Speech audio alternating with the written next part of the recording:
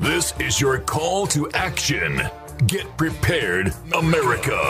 Economy, survival, energy, disasters. This is USAPrepares.com. Informative radio, educational radio. Interact now by emailing instructor@USAPrepares.com or text at 434-390-7953. Class, please take your seats. Now, your instructor, Vincent Finelli.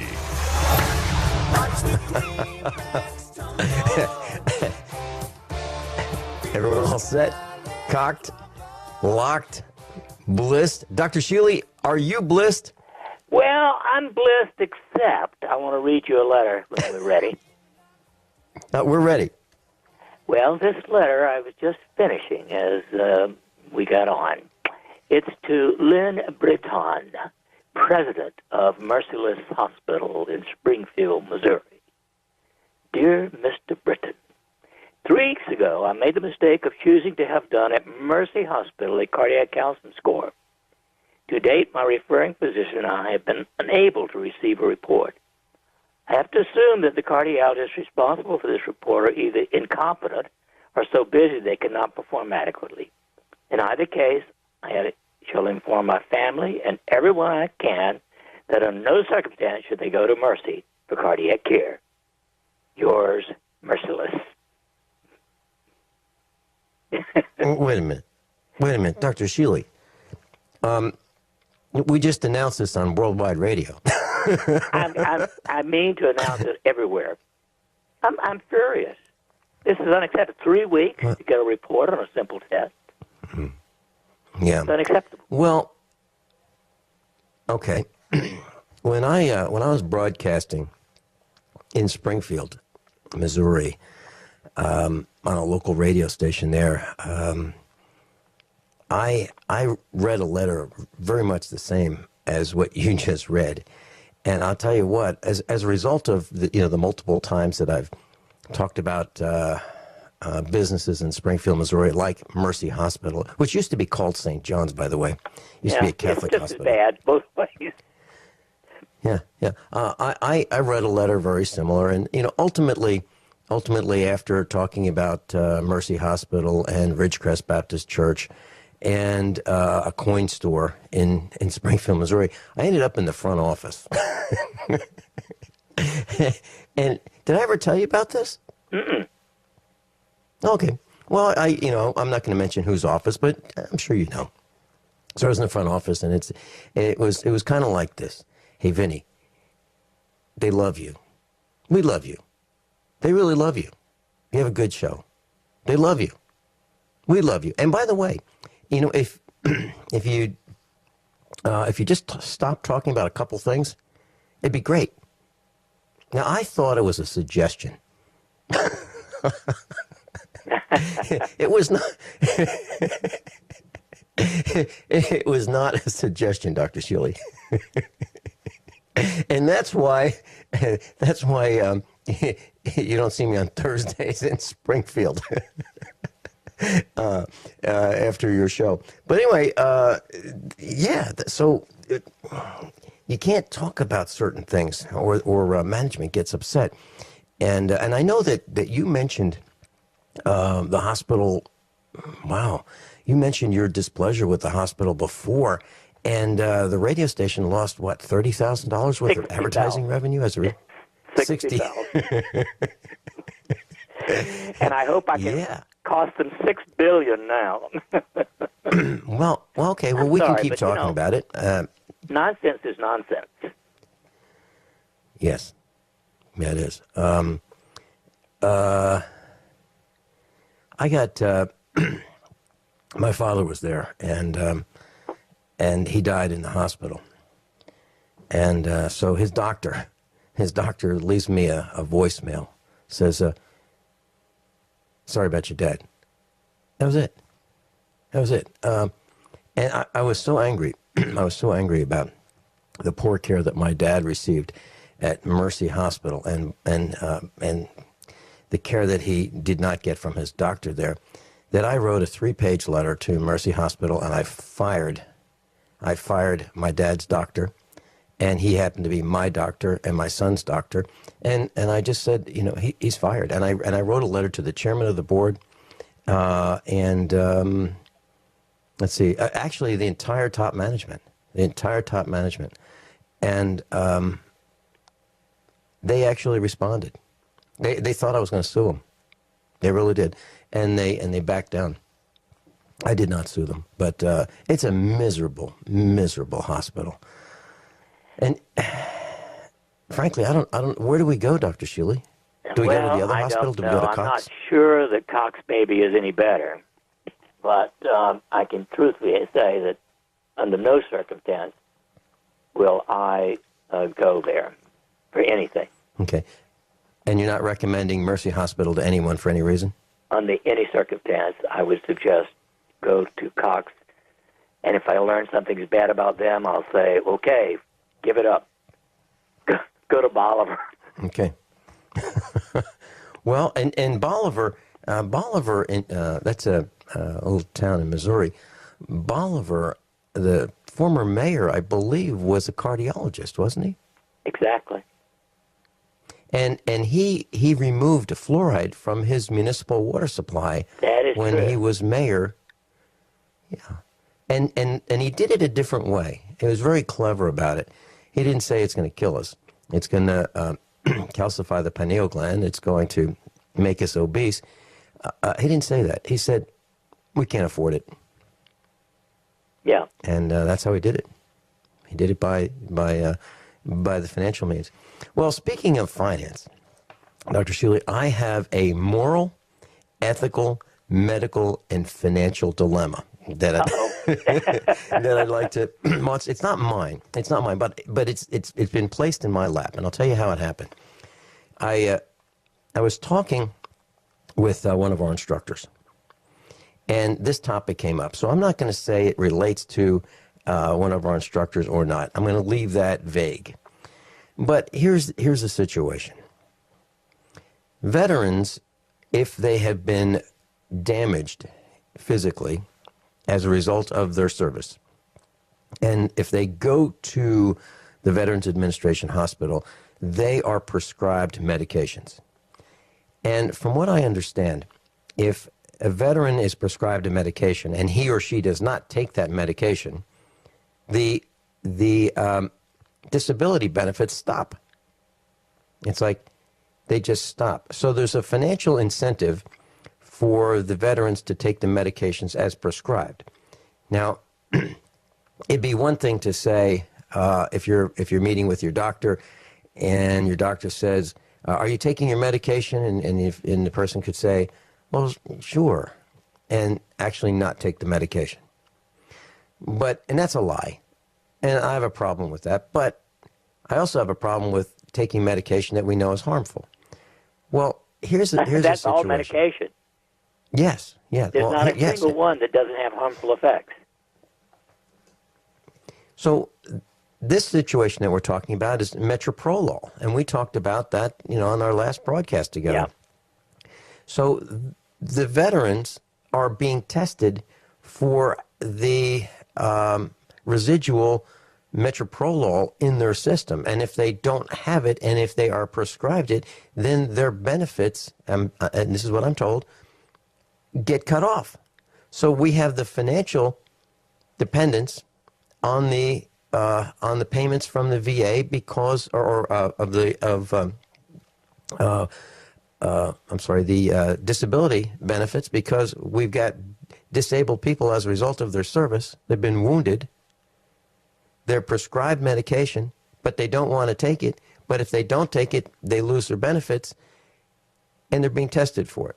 So here's the ethical and moral dilemma. Do they take it just before they go to the visit and then get off it right after? I mean, do they game the system because they don't want to take it more? I mean, more than the absolute minimum to get through the test? I mean, are we prepping for the test? What, Dr. Shealy, what do we do in a situation like that where we're actually financially dependent on on these benefits because we can't work, literally can't work because we're disabled, can't get hired, lose our house, lose our apartment, whatever it might be? Or do we game the system? And is there a way? Hypothetically. Don't ask, don't tell. You know, let's face it. Can you think of any government facility, organization, et cetera, that is ethical, honest, helpful? Give me one. How much time do I have? I can't think. Dr. Shealy, no, of course not. I can't think of one. I mean, I've been thrown out of one line after another at DMV. You go to a city and you get in DMV and they throw you out of line. You get in their line, you think it's the right line, and it says you should be there, and then they say, no, you're in the wrong line. Get in line again, over there. No, I can't think of anything because they issue permits, they issue licenses for things that we should not need a license nor a permit for. They tax us into oblivion, and if you look over history, governments have committed genocide against their own people. I mean, even in the United States, we've had slavery. We have imprisoned people. We have chained them. I mean, we've chained them to the grindstone, and under the threat of death. We're horrible. We're just as horrible as everybody else. I mean, the Third Reich was doing a cleansing, and they weren't the only ones. The Ottoman Empire did it. I mean, it's history is replete with this. Hey, guess what the latest one is? Obamacare? Your CDC, Mm-hmm. the Center for Disease Contamination, Okay. is drafting federal recommendations that all men at any age be circumcised. Really? Yep. Why? Because in Africa, it has been demonstrated that circumcision lowers the risk of HIV 50%. Okay, in Africa, the World Health has immunized hundreds of thousands of people, and they now have AIDS. I know. Immunized against smallpox, and now they have AIDS. Let's talk more about the circumcision when we come back. Dr. Norman Shealy and I will be right back. Dr. Shealy's with us, and Dr. Shealy just made us aware that the CDC is advocating circumcision for all males. Dr. Shealy, and they're doing it because they say that circumcision of males reduces the HIV infection risk by 50 to 60%. Well, isn't it the World Health Organization that brought HIV to Africa through the smallpox vaccinations? Well, there's no question that the World Health Organization, the UN, are part of the evil empire. Mm-hmm. So, what do you expect? I was watching a video last night. I've become interested in watching some YouTube documentaries on the screen in the kitchen with Mrs. Finelli and my mom. And we were watching last night, specifically Ted Turner, a piece we've seen over and over, where Ted Turner was talking about population reduction. He basically said, I mean, no two ways about it. There are too many of us. We're burning too much fuel. We're making too much stuff. We're consuming too much stuff. And as a result of our consumption, we are going to kill ourselves. And the way to prevent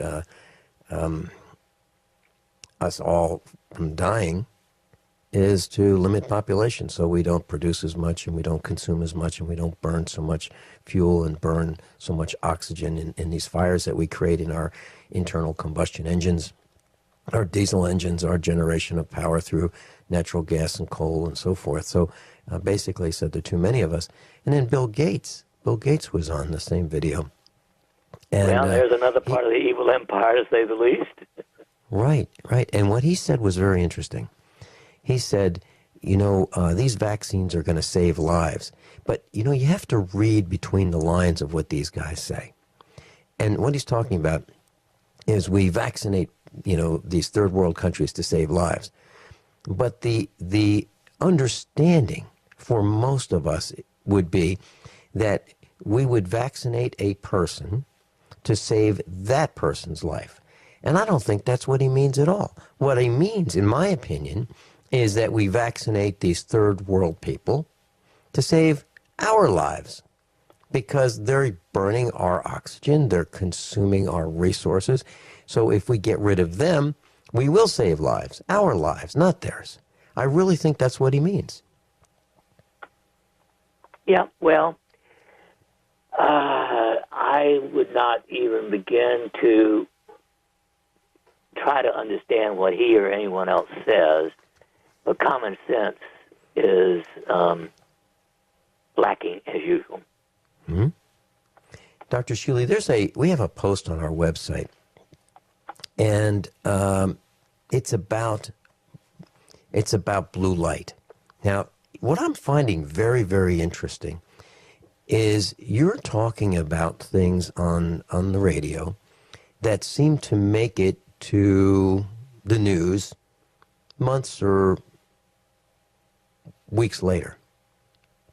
And one of the things that you've talked about, and we've talked about falling asleep watching television, that, got to have some background noise. Well, you've been talking about, this bluish light that comes out of the screen of a television. And you said it's not good. It's not good for us. It messes up our ability to sleep, and ultimately it's can damage our health. Well, there's a post on the web on our website. We have a link there. It says a study decoding blue light's mysterious ability to alter body's natural clock.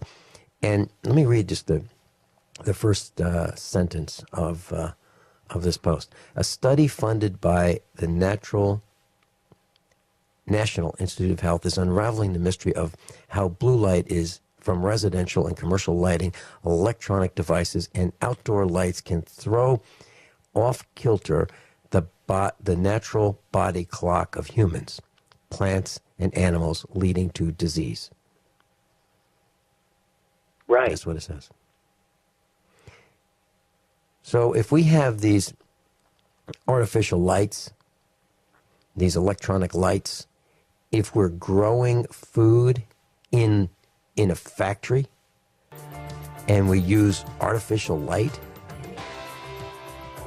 that can lead to, according to what I'm reading, lead to disease of the plants as well as lead to disease of humans under those lights. When we come back, can we talk a little bit more about lighting and natural light and the health effects of natural light and vitamin D and so forth?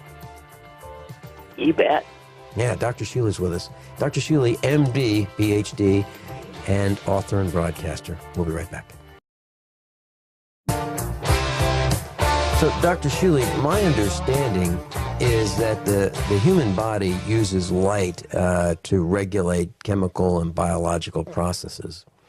And if we don't have the natural light that we should, our bodies just won't respond in an optimal way. Is that correct? Absolutely. No question about it.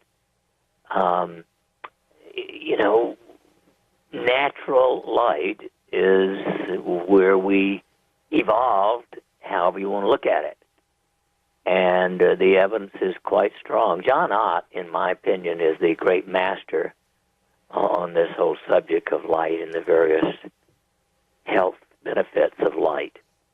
He demonstrated unequivocally that fluorescent lights, for instance, are harmful to your brain, at least, to the mind and the way you function. And that's not even if you're just sitting under them. It's because the light itself changes your biochemistry.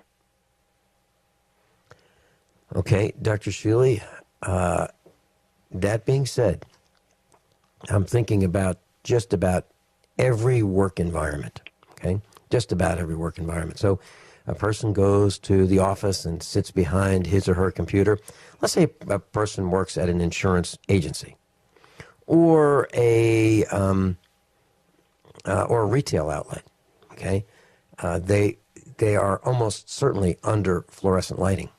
Yes. They are almost certainly in front of some kind of a terminal, whether it be a cash register or a computer terminal.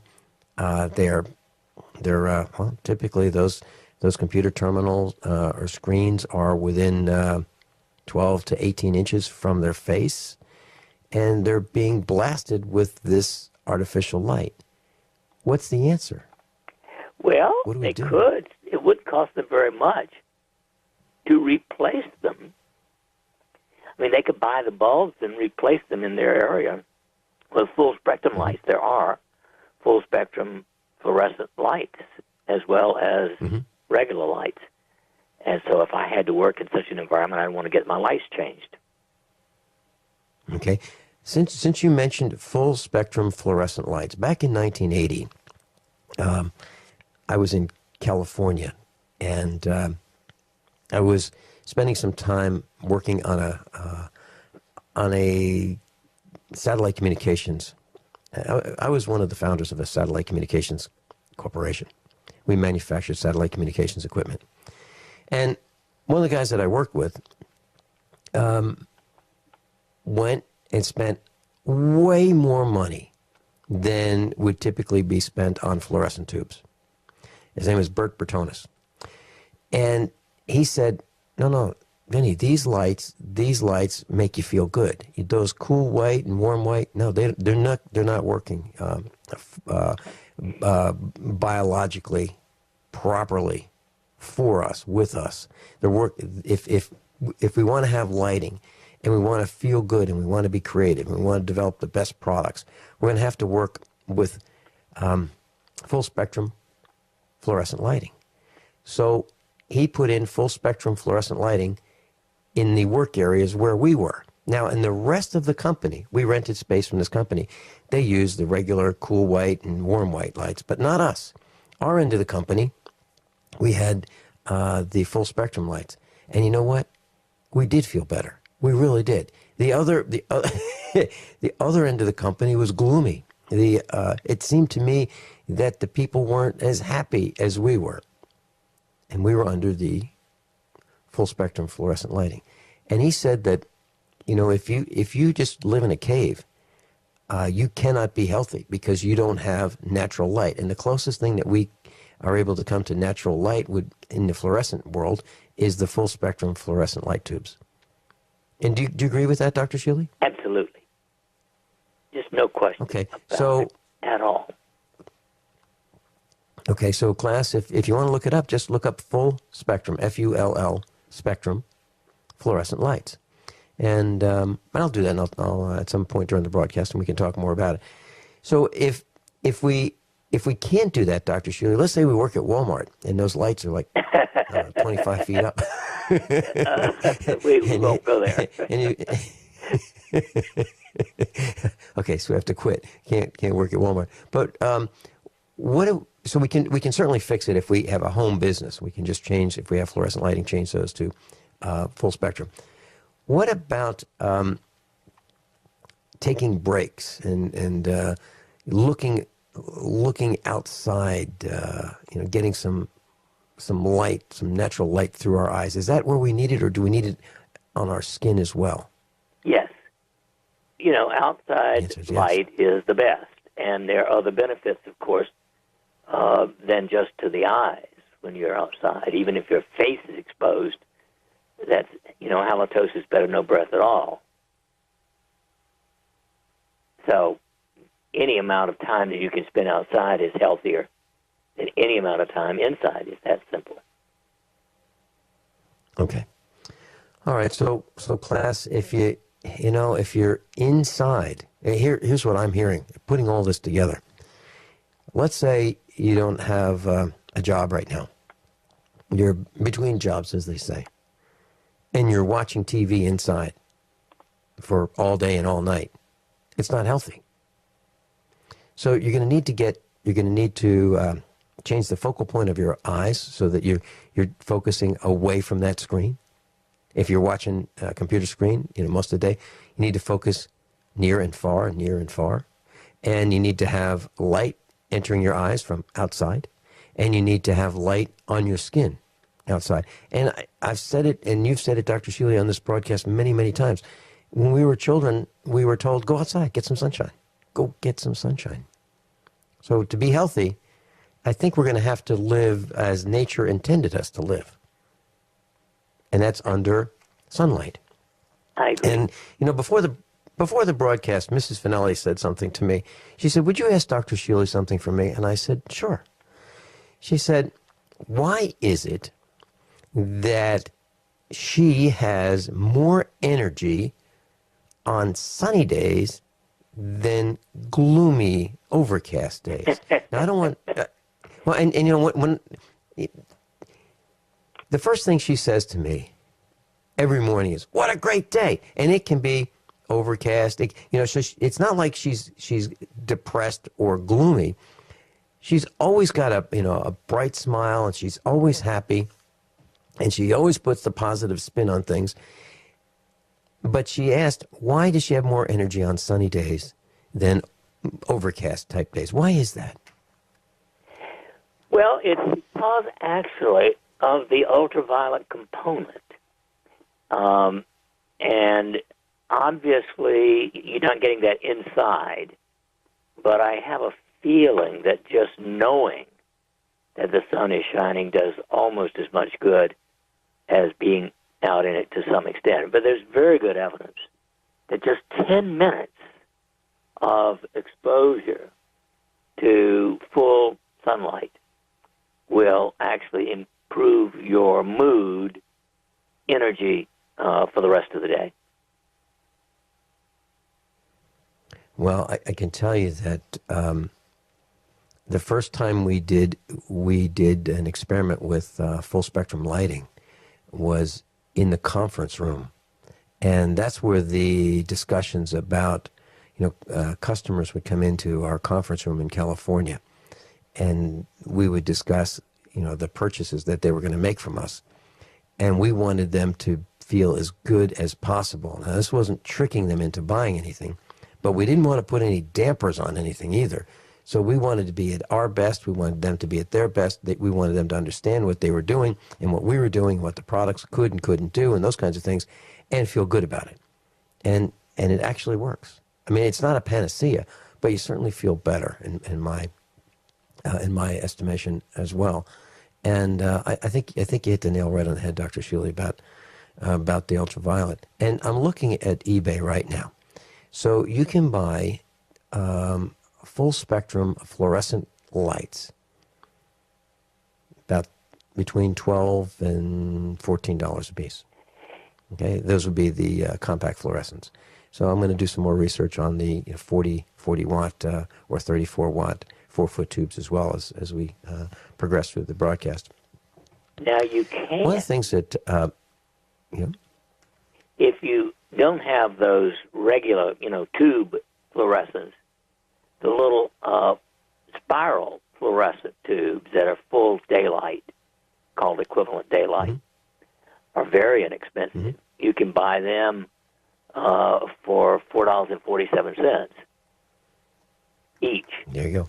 And that's a 100-watt equivalent. And, of course, if you, have the opportunity, I would strongly recommend using those because they don't put out nearly as much electromagnetic contamination as the tubes do. Okay. Mm-hmm. All right. I found on eBay some Sylvania full spectrum bulbs, and it looks like I can't tell how many is in a case, but it looks like you get they're about $8 a piece for the 40 watt. For 100 watt. And one of the things that I've done, for the 40 watt 4-foot tubes, one of the things that I've done, Dr. Shealy, is I've wrapped the cathode and anode ends of those fluorescent tubes with a piece of aluminum foil about 2 inches wide to help reduce the electromagnetic radiation from coming out of the ends of the fluorescent tubes. And so basically, if you want to do that class, all you do is you take a piece of aluminum foil, fold it into double thickness, and about 2 inches wide, wrap that around the end of the fluorescent tube where the glass meets the end cap, but do not allow it to touch the pins. And you can put a piece of tape on it to hold it, in a band around the fluorescent tube, and put one at each end. And it will help reduce the electromagnetic radiation emitted from the fluorescent tubes. And that's what we do here at the farm. Oh, no. Okay. We're going into a break. Dr. Norman Shealy is with us, and we're talking about lighting. One of the things that I'd like to talk about is bacon. When we come back, we talk about bacon, nitrites, nitrates, and are they bad for us, and can we mitigate the effects of that, or do we just stop eating bacon? Dr. Norman Shealy is with us, and by the way, you can listen to him on Hay House Radio. Class, Dr. Norman Shealy is with us, and when I was growing up, my dad was telling me that sodium nitrite and the nitrates in bacon were harmful for us. And he used to teach chemistry, and he said, here's what we're going to do. We are going to dissolve those nitrates and nitrites in water before we cook the bacon. So he would boil the bacon in a pan of water, and then he would discard that liquid, add more water to the pan, boil the bacon, discard that, and then cook bacon in the traditional method because of his concern about the nitrites and nitrates being carcinogens. Dr. Shealy, nitrates and nitrites are in hot dogs and other foods, probably even, even beef jerky. Do we need to be concerned about nitrates and nitrites, or is that a myth? The interesting thing about it is that we can convert nitrates and nitrites to nitric oxide. And yet I've been aware of this business about the carcinogenic and negative effects of them. There is some evidence that if you take adequate vitamin C, it totally prevents any of the harmful effects of the nitrites and nitrates. And so, my feeling is that everybody should be taking 2 grams a day anyway, all adults at least, because we need at least that much vitamin C just to be healthy. I don't know. I've never heard of boiling it first, but that does make sense, that it would remove the nitrates and nitrites, almost certainly. Yeah, it would remove some of them. And my dad used to talk about water being the universal solvent. So, you can almost clean anything with water. I mean, there are other agents that are better than water for some things. Like if you want to degrease your engine in your car, water's not the best, but, if you work at it with water, it still is the universal solvent. So if you can move the nitrites and the nitrates into the water and then discard the water. Now, one of the things that we do when we cook bacon is, because we live on a farm, we don't want to pour that bacon fat down the drain, and we don't even want to pour the water that we boiled the bacon before cooking down the drain. So what we'll do, believe it or not, we will we have a gravel driveway, and we will either pour it on the gravel driveway spread over vast area, or we'll just actually spray it on the grass. Take that pan and just fling it so it's distributed on the grass, and it doesn't seem to be a problem. It's the sunlight acts on it, and ultimately it doesn't cause any problems at all compared to going down the drain and clogging the drain and the septic system. So, do you think that we're doing the right thing, or are we just wasting our time with this procedure? And by the way, our children hate it when I cook bacon. They say it has no taste at all. It's just there. And it's kind of a stretch. It does have some taste, but it really does not taste like restaurant bacon when you do that. It takes a lot of the flavor out, no question. I think we need to carry this on into the next hour, because I've just found some stuff that's very important about this whole business. Okay. All right, and let's tie that to jerky, beef jerky, if that's possible, because one of the things that people do in the preparedness mindset is they make beef jerky, and I've been making beef jerky, and it has an agent. It's a chemical compound called a cure that you mix with the meat, and you let it cure 24 hours before you start the dehydration process. Well, that's got the nitrites in it too. So I use way less than they say, and my son asked me if I'm trying to kill myself by not using the right amount of cure that the package calls for, but I use about half, and it seems to work for me. So, by the way, if you've got some information on making beef jerky, or you'd like to call in, 866-582-9933, 866-582-9933. Dr. Norman Shealy, Vin Finelli, USAPrepares.com. We'll be back right after the top of the hour's news and commercial announcements. Everyone all set? Cocked, locked, blissed. Here we go. Hour number 2 of USAPrepares.com. If you'd like to call in, 866-582-9933. 866-582-9933. Justin is engineering the broadcast in Minnesota. Dr. Norman Shealy is with us. Dr. Shealy, first hour we were talking about bacon, nitrates, and you've got some information for us. Well, I've just done a fairly extensive review of PubMed, and overall, the evidence for an increase in cancer with nitrate and nitrite intake is extremely limited. And in fact, the evidence for its benefit in health is far greater because it does relieve high blood pressure and increase circulation, and therefore help heart disease as well. So basically, I would say, from looking at dozens of articles related to this, as long as you take a couple grams of vitamin C a day, which you should anyway, I would not worry about the nitrates and nitrites. Well, you made a whole bunch of people here at the Finelli farm happy with that, because my children, or our children, enjoy bacon, in moderation, of course, and they like beef jerky, and once in a while they, not often, but they might eat a hot dog, an all beef hot dog. Okay, so we're okay with I guess in moderation. Is that what you're saying, or does that not even matter? Oh yeah, well I have to say in moderation, but as long as you're getting the vitamin C, I'm not sure it matters. Okay. All right. And what about? I just want to give you this one article that came out as late as 2002. Mm-hmm.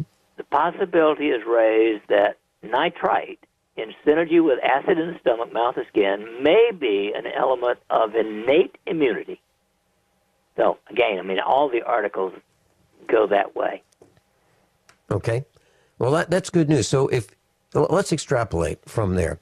Now, I have a relative who actually, through marriage, a wonderful man.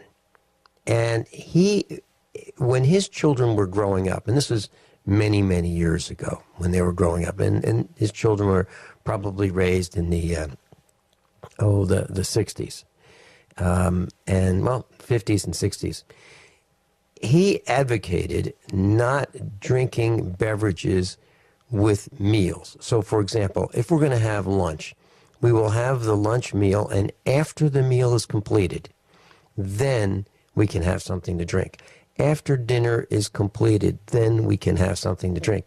And the thought was that using our teeth to grind up the food, using our saliva to mix with that food, and we swallow it, is what we should do, rather than washing it down with a beverage.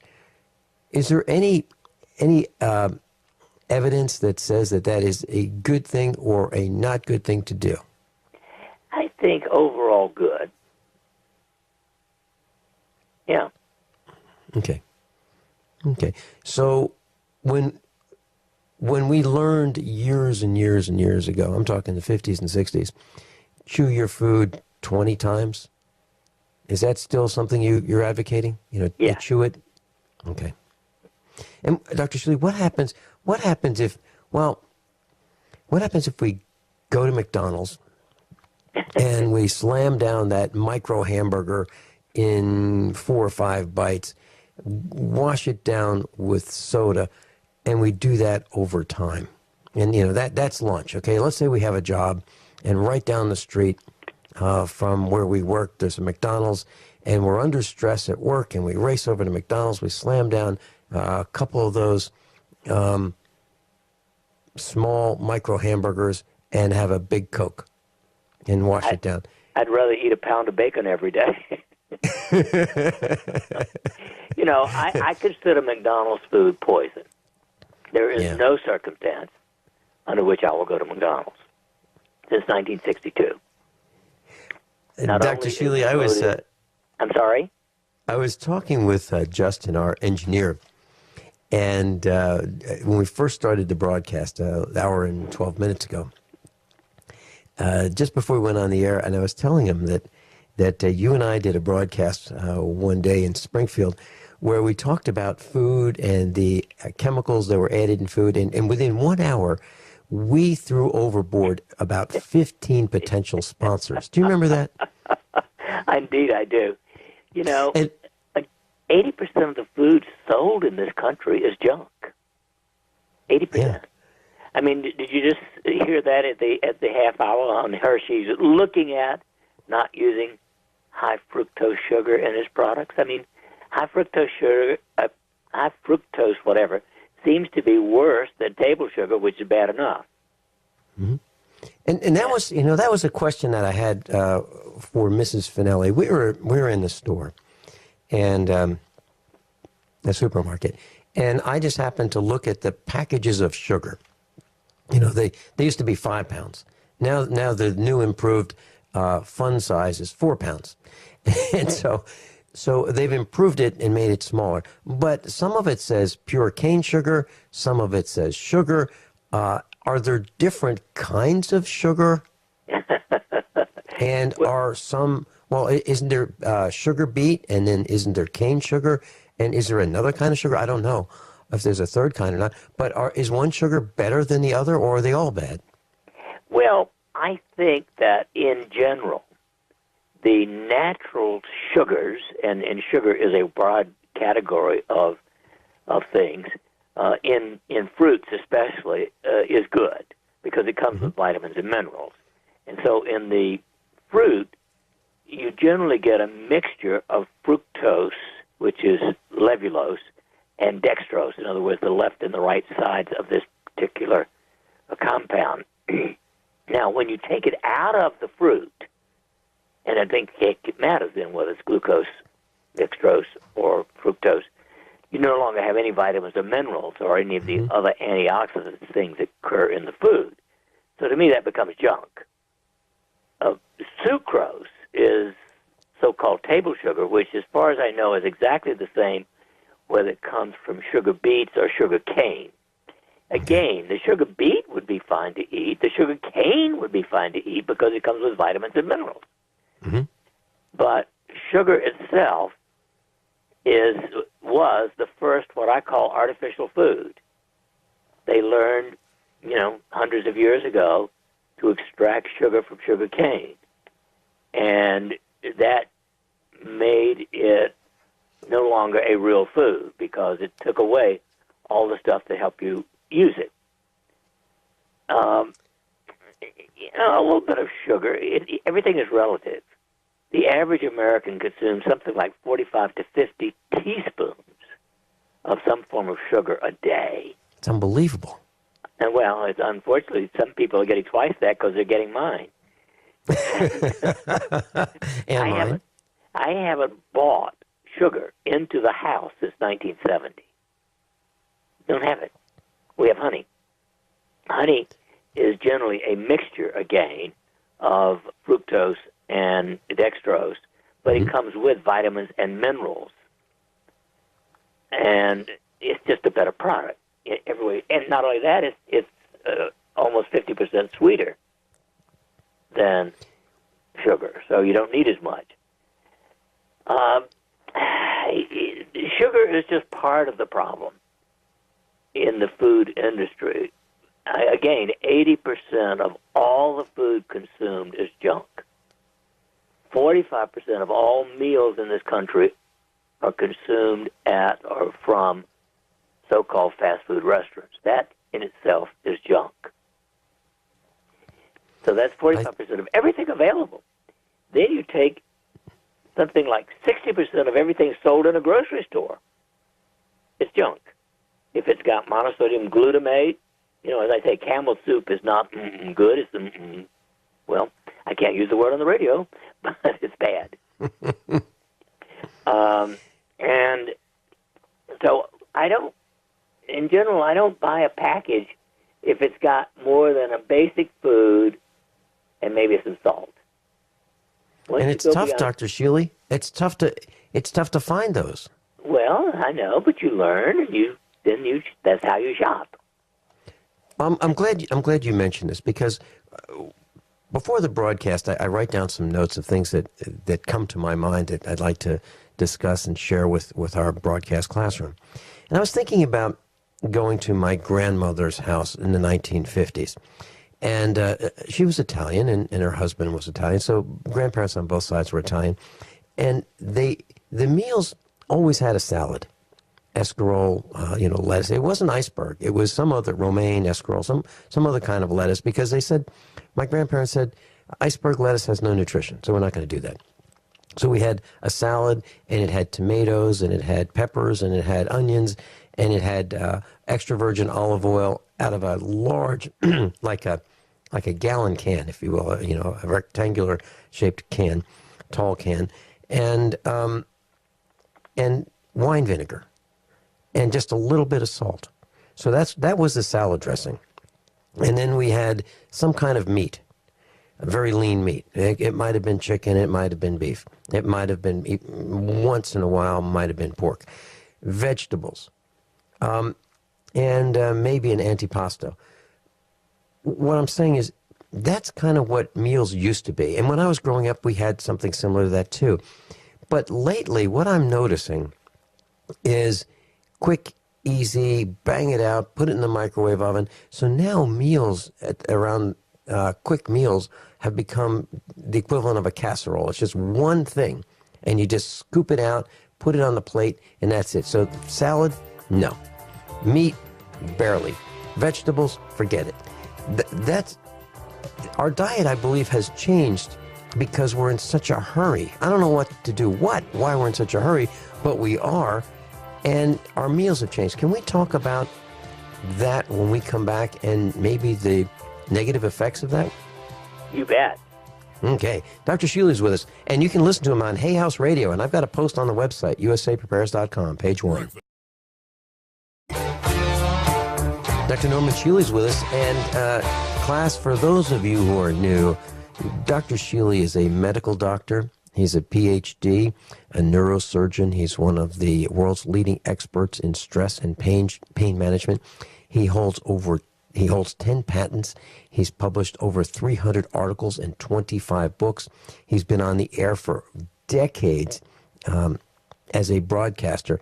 That's Dr. Shealy. So, Dr. Shealy, it's great to be with you, and we're talking about meals and how they've changed over the years, from the point where we used to have salads and greens and different colors on our plate. I'm not talking about artificial colors. I'm talking about natural colors. Right. And what does this mean to us? The colors actually are representative of the antioxidants of various kinds, and we eat them all, and they're all good for us. And so, a wide variety of natural colored foods is good. The average American consumes, according to one study, 2.2 servings of fruits and vegetables combined a day. It is recommended that you get a minimum of 5 servings of fruits and vegetables a day. Now, I tend to get 7 to 8. That's just, I know, because I pay attention to those kinds of things. And I would say 4 to 5 are fruit, and 2 to 3 are vegetables. I guess some people would think that's a lot of fruit, but I'm healthy and I like it, and I've always, all my life, I've eaten that way.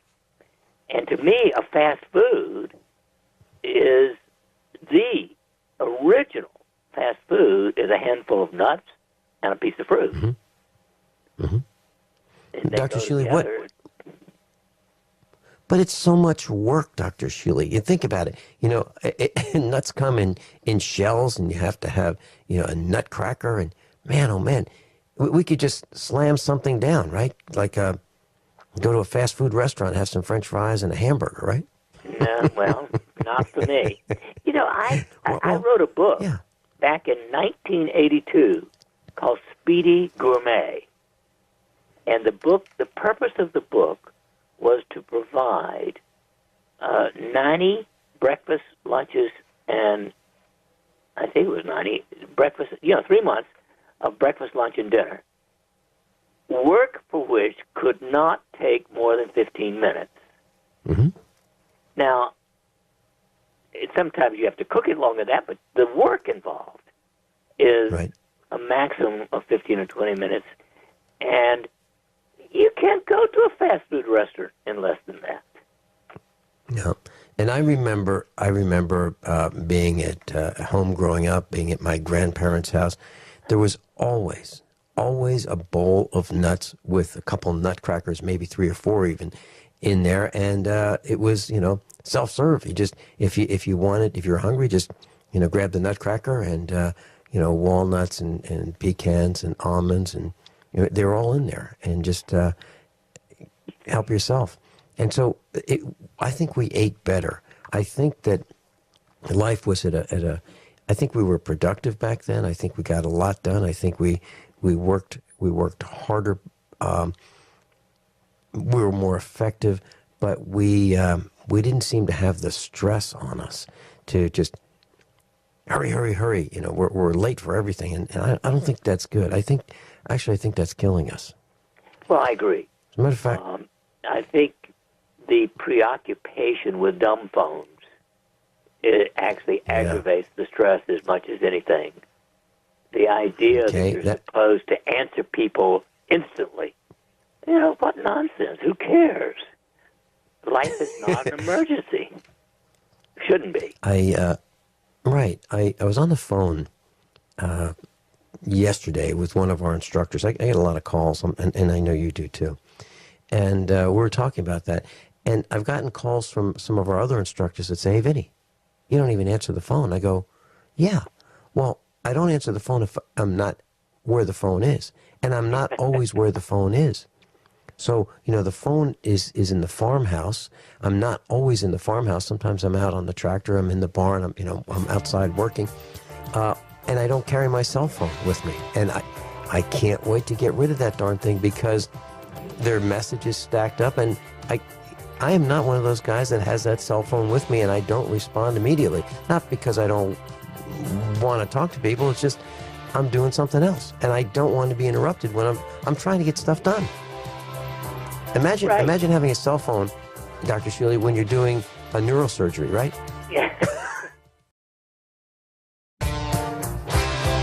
Dr. Norman Shealy's with us, and I suggest you consider going to his website, normshealy.com, N-O-R-M, Shealy. Norm is in Norman, Shealy, SHEALY.com. And you can sign up for his free newsletter, the same one that I get. And you're not going to get any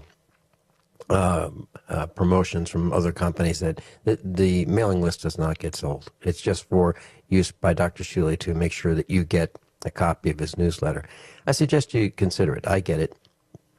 The same way you will if you choose to go to normshealy.com.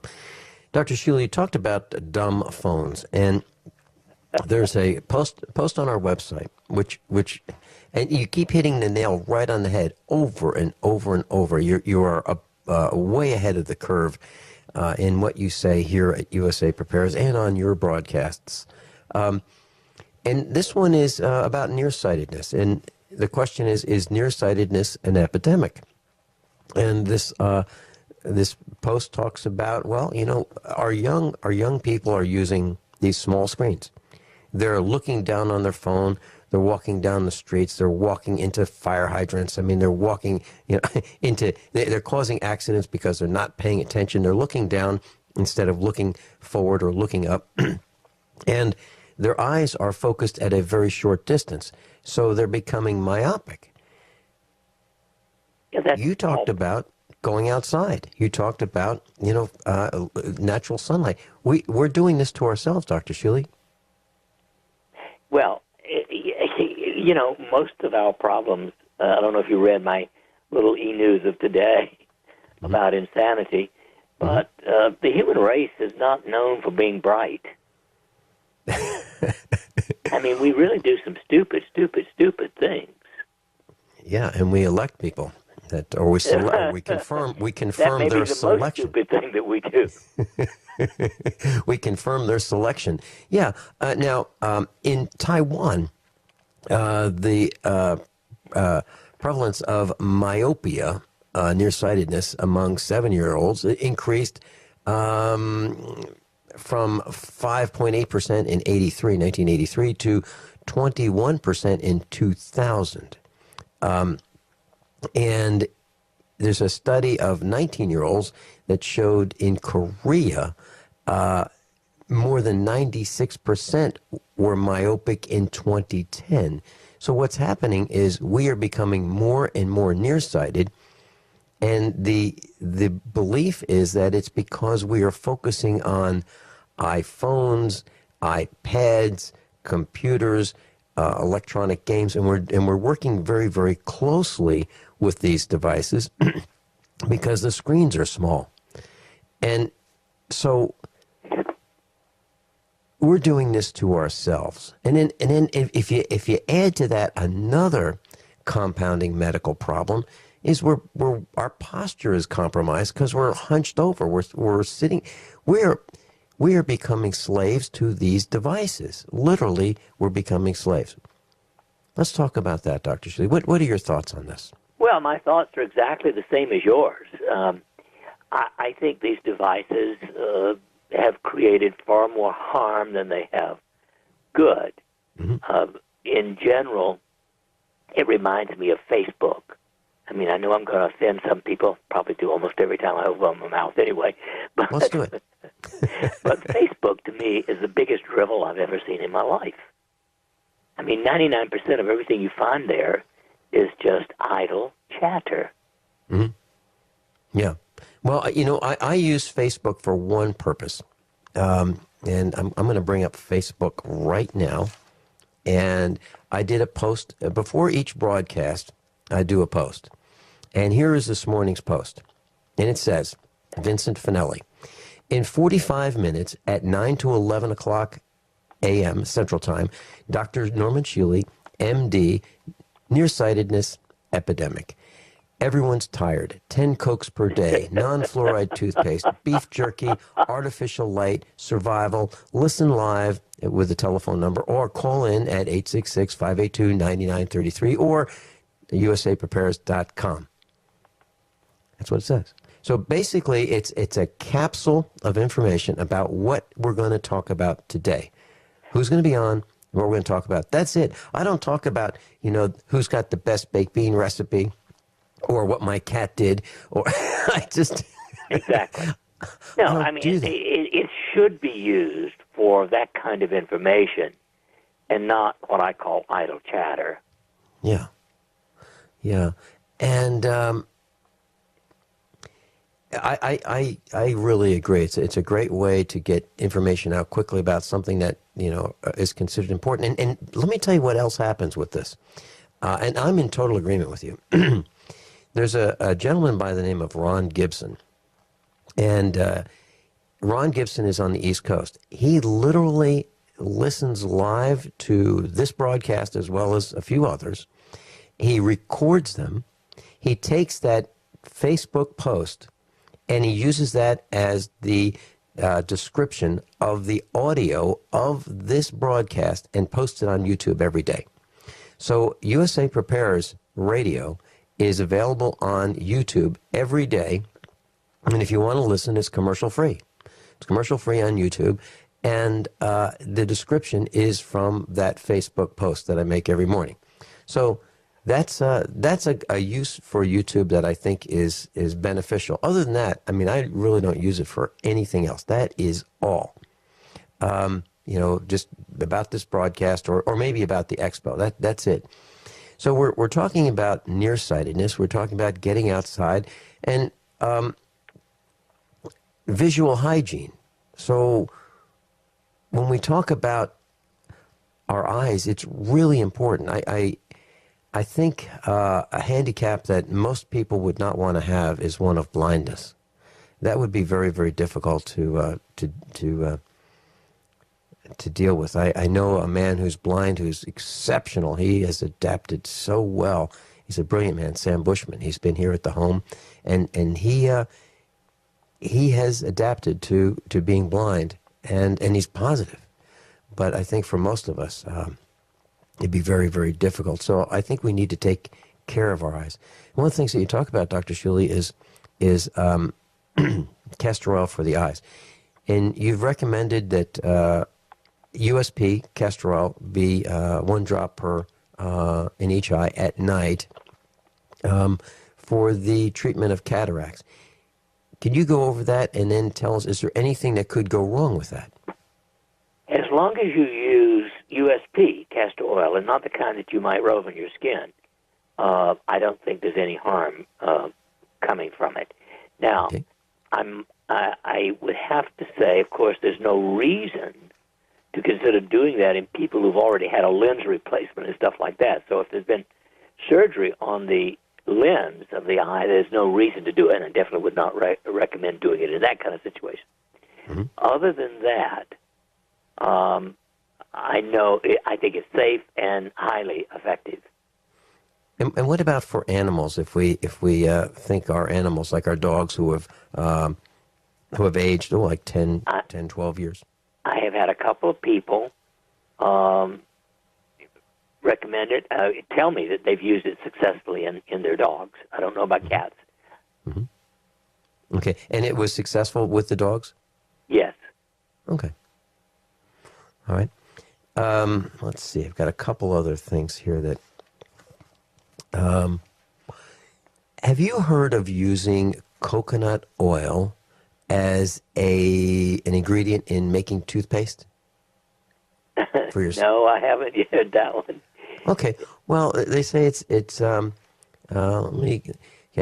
coconut oil, this is a post on our website, USA Prepares, is now called a miracle dental bacteria killer. And what they're saying is that you can make your own toothpaste without fluoride, and you take 3 tablespoons of coconut oil, 3 tablespoons of baking soda, 35 drops of eucalyptus oil or mint extract, 3 teaspoons of fine sea salt, and if you want to sweeten it up, a packet of stevia. That's it.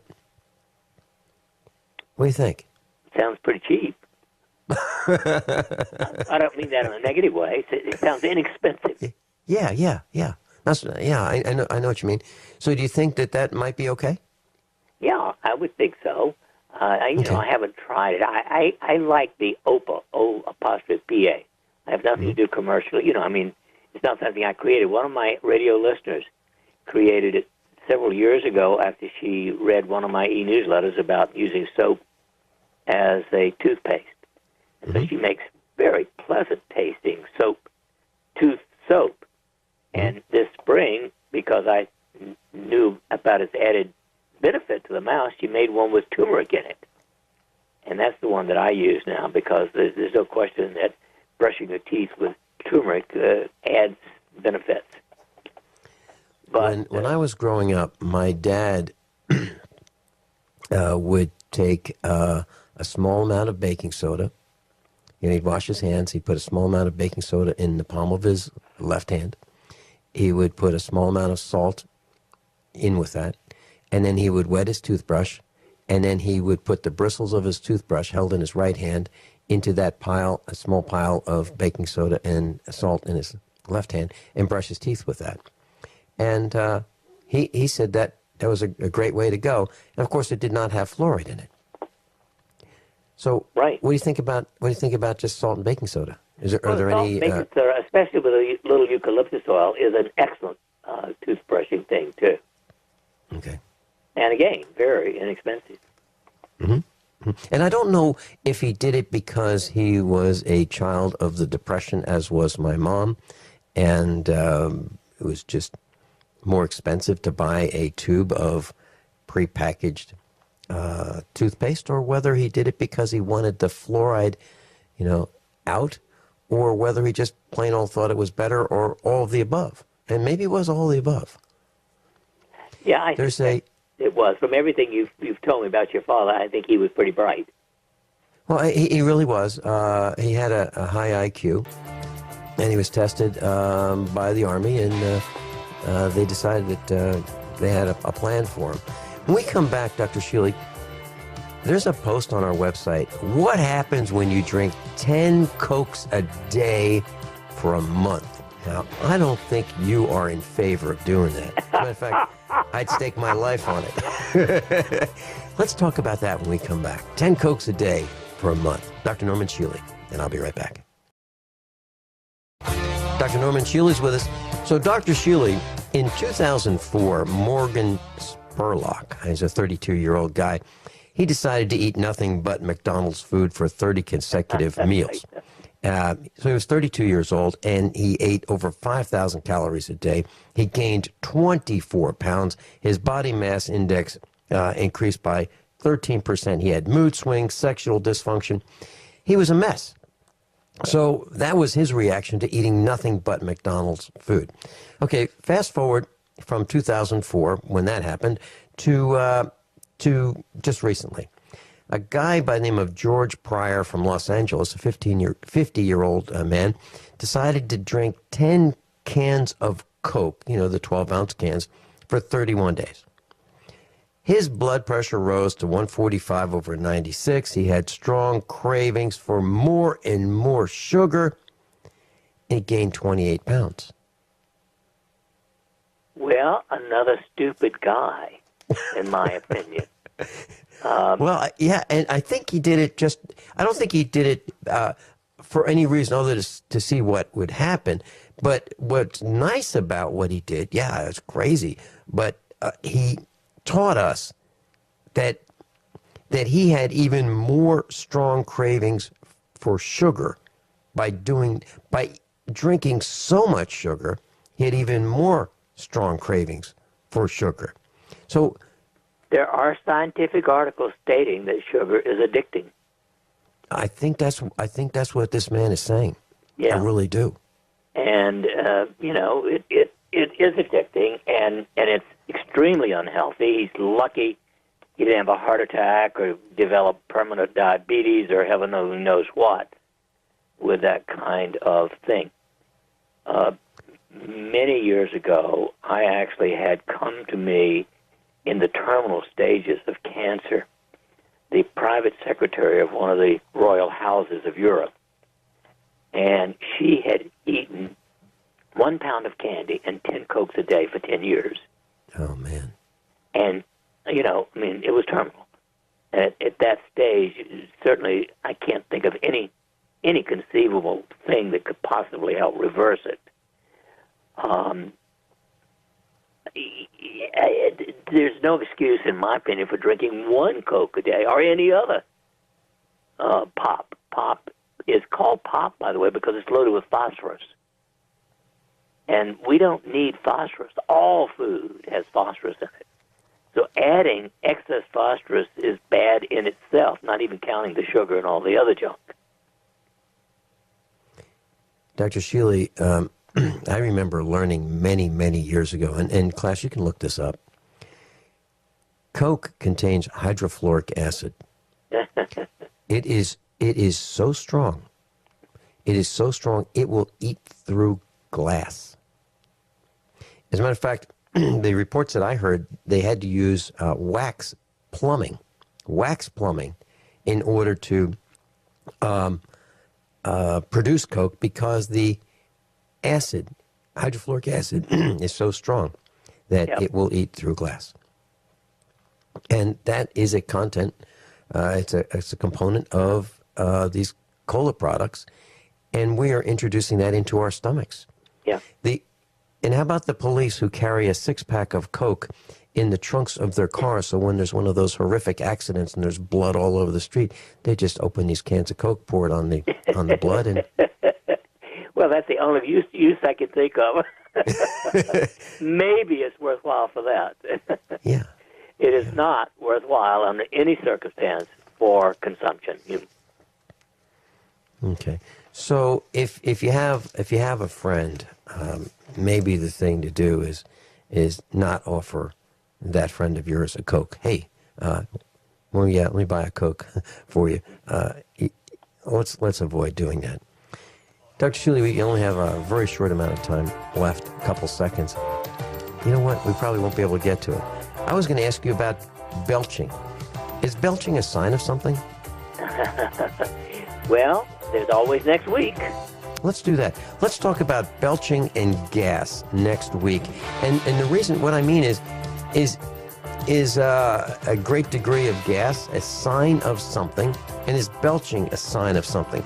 Are we doing something wrong, or is it a natural process? Dr. Norman Shealy is with us, normshealy.com, and you can click on usaprepares.com, and you can find out about how to listen to Dr. Shealy on Hay House Radio, page number 1. Dr. Shealy, thanks so much, class. Above all, honesty and integrity. What happens next? It's up to you.